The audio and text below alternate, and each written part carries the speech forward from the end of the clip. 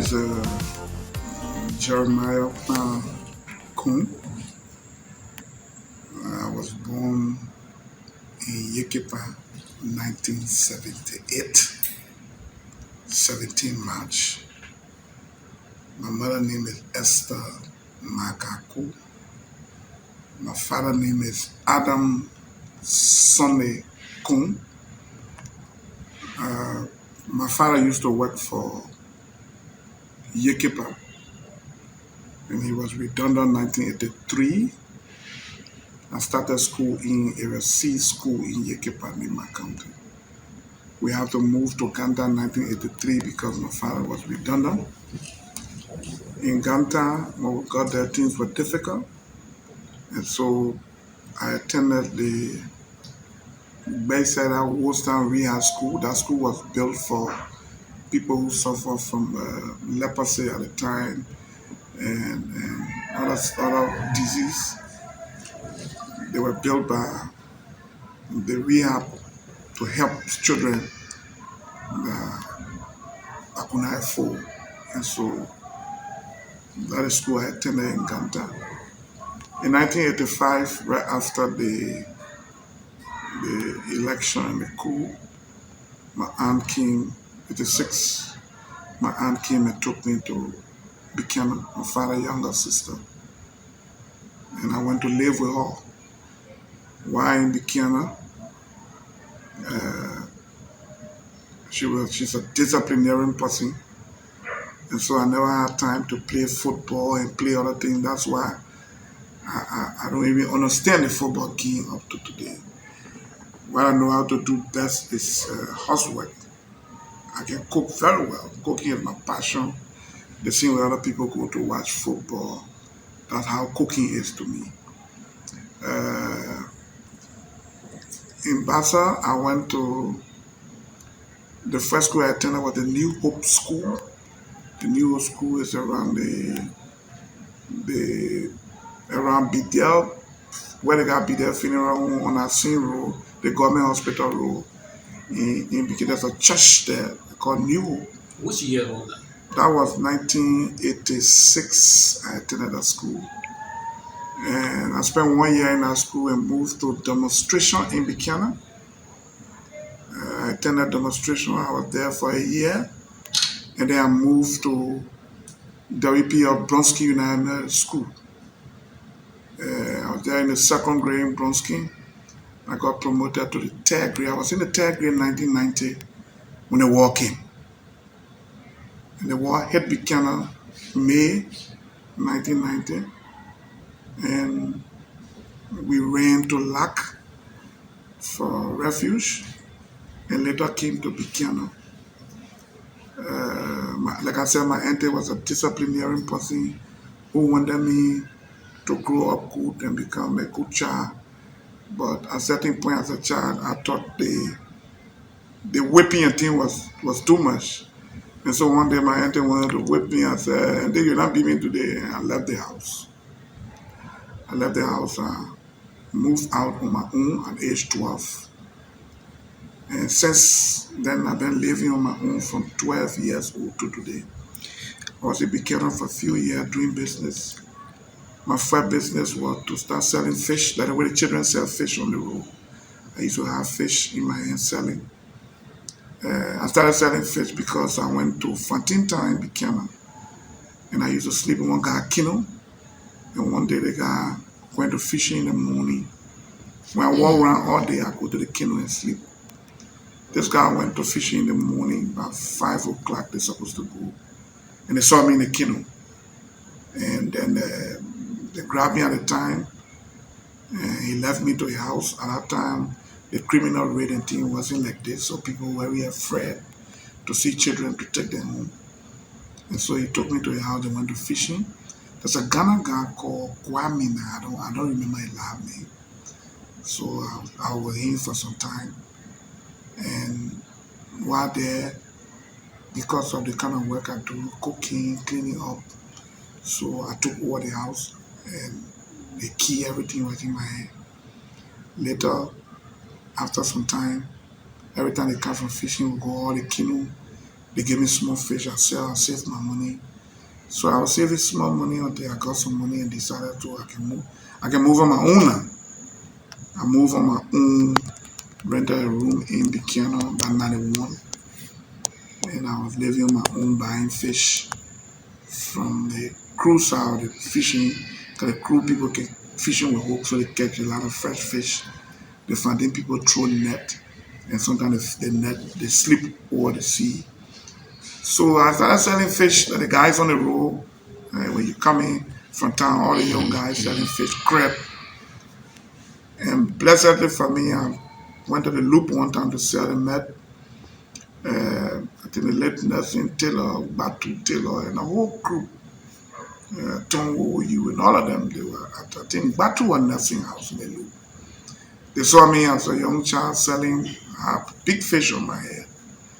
They sent for me, said they wanted the fish. So they tried to inquire who I was. I told them, look, I called my name and said, they asked me who you living with. I said, I came to live with my auntie, but I left the house and on my own now. And they said to me, where is your parents? I said, my mother is in Nimba, my father in Nimba. And I don't know where they are now since the war. So they told me anytime I get fish, I should bring it there. So you became that supplier? I became a supplier. That was an opportunity. I thought to exploit that opportunity. So every time I make my first trip, my second trip, I make it to the Loop. And things started moving well for me. And later I flipped to buying oil, coconut oil from a place called Bioba. And now it should be now in Riverses. It's called Bioba. It's a long walking distance. But when you get to that place, the coconut, so many there on the beach. Dry fish. Start buying palm bay oil. Bringing it on the Pumatin. We used to call the train at the time. Pumatin 91, 92. We're on the train coming to Nimba, Yekepa to sell and go back. At the end of 92, I thought to find my parents. My last trip from Buchanan, I came to Nimba. At the time, the Autopause war was already starting. And so I moved to Yekepa. My father was a popular person in Yekepa. So I called him name. I called my name, called my father's name. My father was a wash and radio repairer in Yekepa. Almost everybody in Yekepa know him. Almost everybody in Nimba know him. Adam Koung. And so I met him and called my name to him. And we got reunited again. I was there for some time. He was stopping with one of his brother, who is Charles Doe. I think they stay around today. And so I moved. He took me to where he was stopping. I moved in. And my uncle's wife, his brother's wife, who is my uncle's wife, was not too happy because he's stopping with them, then he's bringing his child. And so maybe he will start bringing all his children in their house. She had some issue. How come before you move into the other one, you mean that your father is from the southeast? It's to my understanding, right? Yeah, my father Okay, came your mother from. My father came from Sino in the 60s. Okay. In such a job. He told me his first working place was the Mano River. I think there was a mining company there. From there, he went to bomb mines. He was a nuclear operator. Nuclear is this big machine that do the mining. And so from bomb mines, he left for Yekepa, the late 60s, I think 69, where he got a job. He met my mom in 1974 and got married to my mother. And I was born 1978. And so that's just a gist of my father. So all throughout, when you left and met with your father, were you in school at the time, or what did you do? No, I wasn't in school at the time. Okay. All that time, you like hustling? I was hustling, trying to take care of myself, find food and things, you know. When I left the house first, I used to be at the Naza supermarket on Tottenham Street in Buchanan, where when the people bring a truck we offload it. Sometimes they give you 25 cents at a time. So it was big money at the time, 50 cents. You know. And so in Yekepa, when I went with my father home, my uncle Charles' wife had some issues. But the next day, when I got up, clean the kitchen, washing dishes and things, they used to fix the blue soap. The soap used to be in a bar, a long bar. You can buy the custard, the palm oil, blend it, mix it, put blue in it. Those soaps, and that particular soap is not around today. Those are that the market they used to do. And so my first 3 days in the house, she started liking me because I used to cook, I used to clean up, I used to do housework. And I started selling soap, going to sell at a certain point, going Camphor and other places selling. So she asked my father for me to stay with her. And so I was there selling soap, cooking. In fact, one is 12 in Yekepa at the time. It was Linko at the time. When people coming from work, by 12 o'clock, everybody got to rush home for lunch.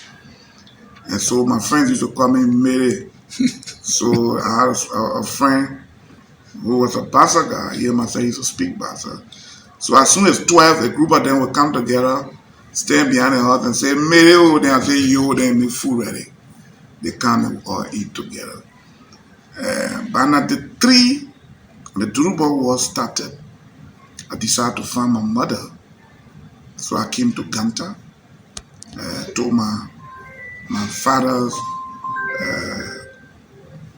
brother's wife, my uncle's wife, that I was moving to Ganta to find my mother. We live in the Toa yard. That's there where our house is. So I went to the yard. When I got to the house, we were in the bush. Since 1990, nobody there. There were some neighbors by the house. So I asked whether they knew the woman who owned the house and where she was. They told me she went to Guinea in a place called Bala. And they directed me. So I went to the border, crossed the border, went into Guinea, and went to the refugee camp. Saw my mother. She didn't know me again. I didn't know her again. But I was traveling with her name. And so we got reunited. And I spent some time with her. And I was there up to 1995. While there, we used to come across the border to buy Kenju to go sell.